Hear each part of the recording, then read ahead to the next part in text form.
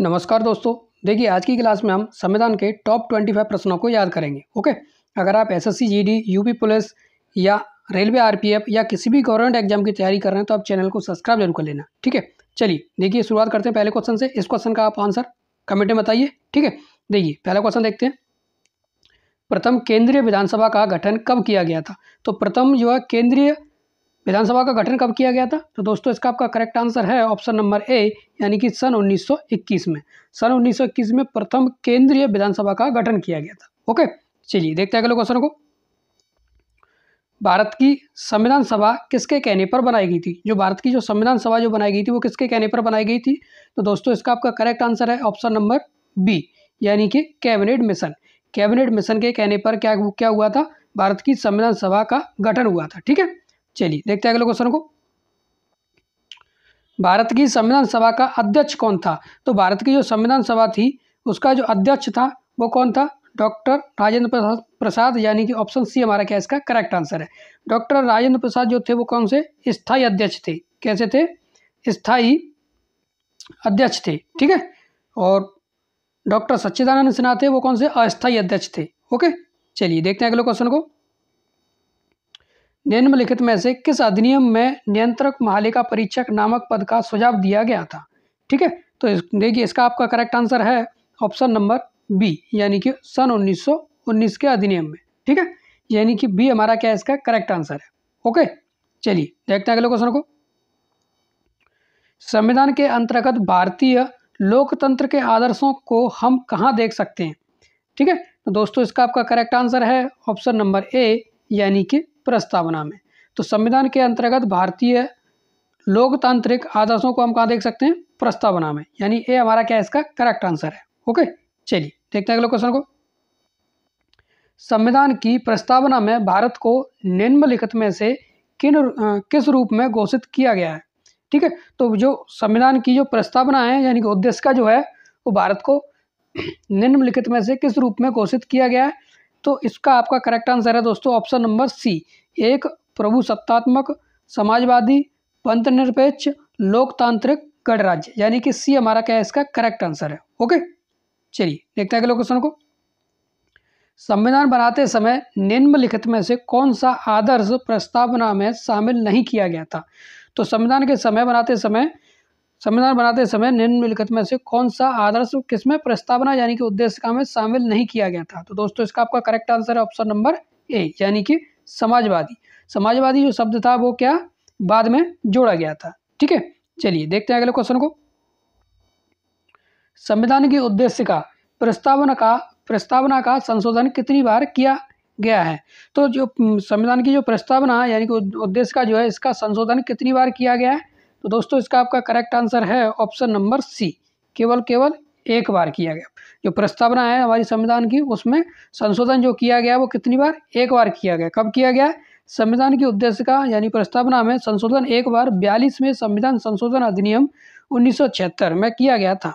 इसके द्वारा प्रस्तावना में कौन कौन से समाजवादी, पंथनिरपेक्ष एवं अखंडता शब्द जोड़े गए थे। 3 शब्द जोड़े गए थे। कौन कौन से? समाजवादी, पंथनिरपेक्षता एवं अखंडता शब्द क्या हुआ था? जोड़े गए थे।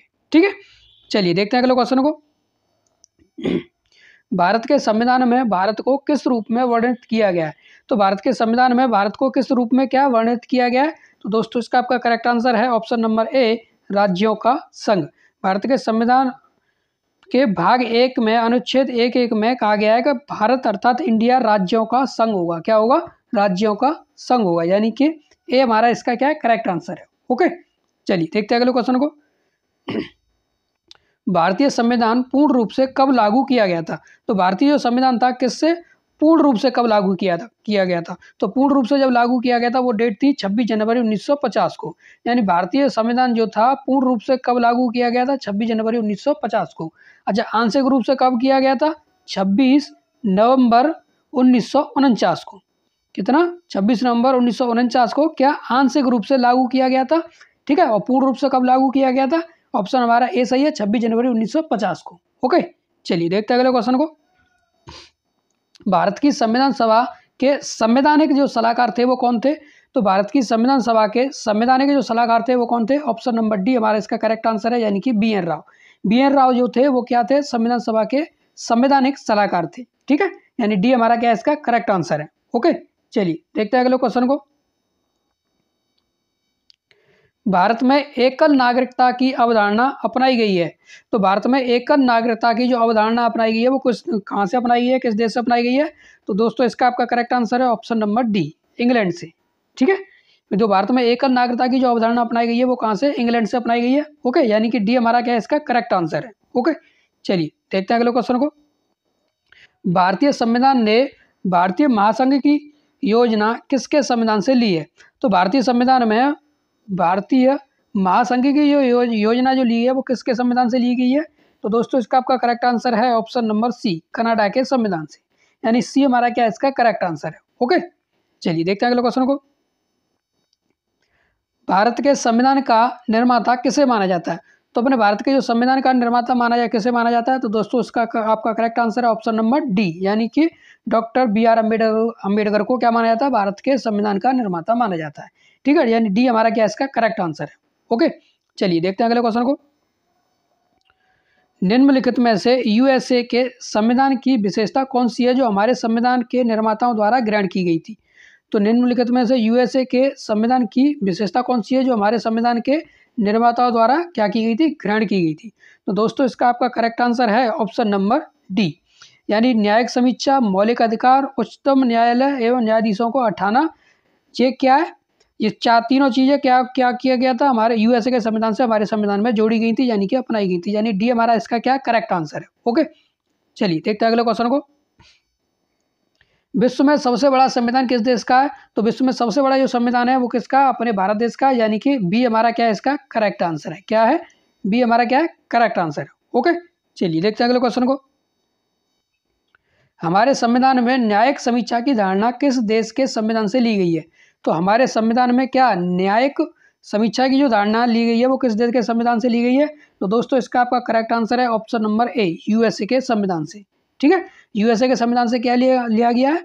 न्यायिक समीक्षा की धारणा। ठीक है, यानी कि ए हमारा क्या है इसका करेक्ट आंसर है। ओके, चलिए देखते हैं अगले क्वेश्चन को। लोकतांत्रिक प्रणाली के लिए निम्न में से कौन से तत्व आवश्यक हैं? लोकतांत्रिक प्रणाली के लिए निम्न में से कौन से तत्व आवश्यक हैं? तो दोस्तों इसका आपका करेक्ट आंसर है ऑप्शन नंबर डी, यानी कि उपरोक्त सभी।